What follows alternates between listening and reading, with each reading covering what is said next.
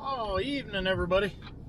So I thought while I was going to check on cattle this evening, I would answer some questions everybody had on my Dust in the Wind video. First thing I want to say, it's really hard to say everything you want to say when you're very, very angry.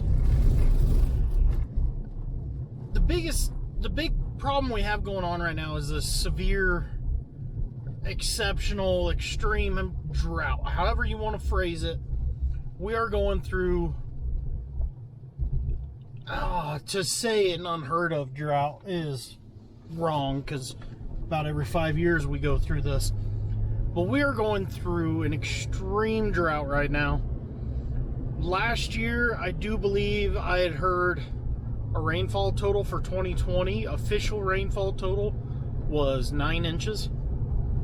It is hard to grow non-irrigated crops or natural prairie grass with that kind of moisture.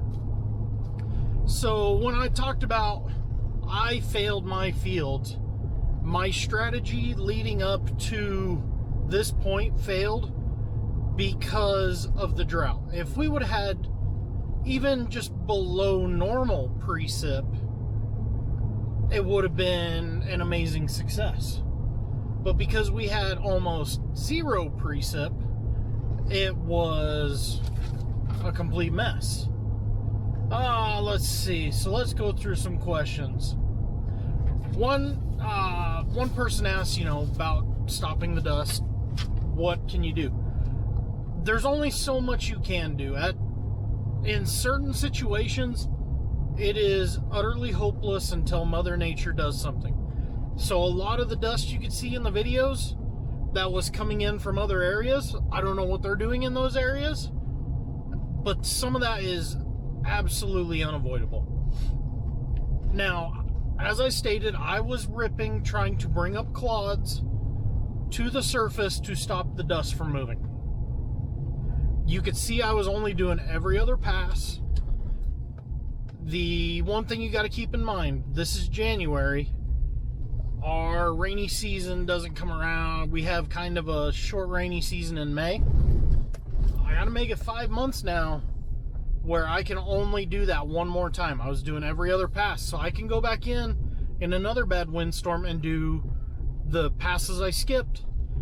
Then I am out of options tillage-wise. There is no third pass on that, because all you will do is turn what is already becoming powder into even more powder and make the situation much, much worse.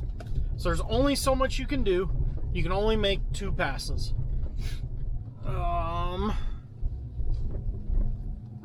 Let me see, what was another question? Cover crops and no-till. No-till and cover crops are great things in certain situations. They don't work in every situation, but in a lot of situations they do work. Side note, got cattle moved up here to these corrals. We loaded out the 3 semi-loads here this morning. I came up and scraped the pens, and now we got new cattle up here, so we got room for more new ones. Anyways, back to what I was talking about. No-till and cover crops. Cover crops,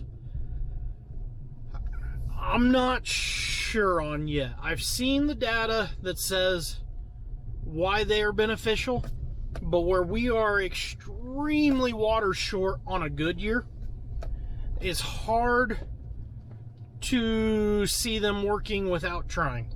I've got one neighbor, Derek, another farmer on here, irrigation farmer, I believe. Sorry, Derek, if I screwed that up.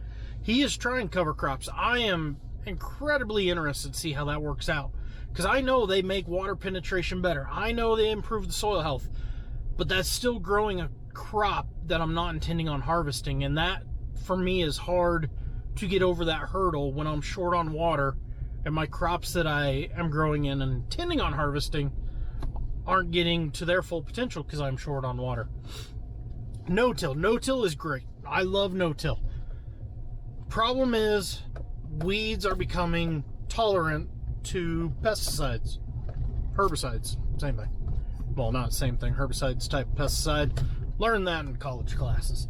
Either way, Weeds are becoming tolerant to chemicals that used to smoke them years ago. Now just barely kind of wilt them, and 3 days later they're perfectly fine. So you're having to use a more complex mix of chemicals, and it's costing a lot more money. Tillage is essentially the same price it was all along. You got your equipment payment and your diesel payment, and you're good to go. So that is an option. The one YouTube question I got came from J.R. Magnum. Comments on a lot of the videos. Shout out to you. Asking about manure. Using manure to stop the blowing. That is an option. Two problems with that currently. And the best manure to stop dust from blowing needs to be a little wet, so you get some chunks. So essentially, where I'm trying to do tillage to pull up clods, you're just going out and adding clods in the form of chunks of manure. One thing you need for that is a little bit of moisture. I don't know if you noticed the piles at the corrals that I just left. There is no chunks there. That was just a fine layer of powder covering that entire pen. So manure is an option if you can get the chunks. If not, then you just got to apply it heavier. You can do it with fine dry manure. You just have to put more onto the acre. The next problem in that comes in the way of availability. We have cattle. We could do a little bit of management with our own manure. There's a large feedlot 6 miles away. Unfortunately, it is next to impossible to get manure out of there right now because it is in such high demand as fertilizer. It's hard to get it to use it for something like that, putting it on, in our case, less productive acres.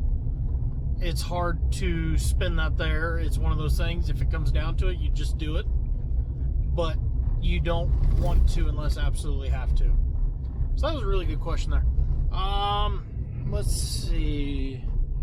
That covers all the questions I had. So again, this entire problem is because of a drought. We went through this in 2012, 2013.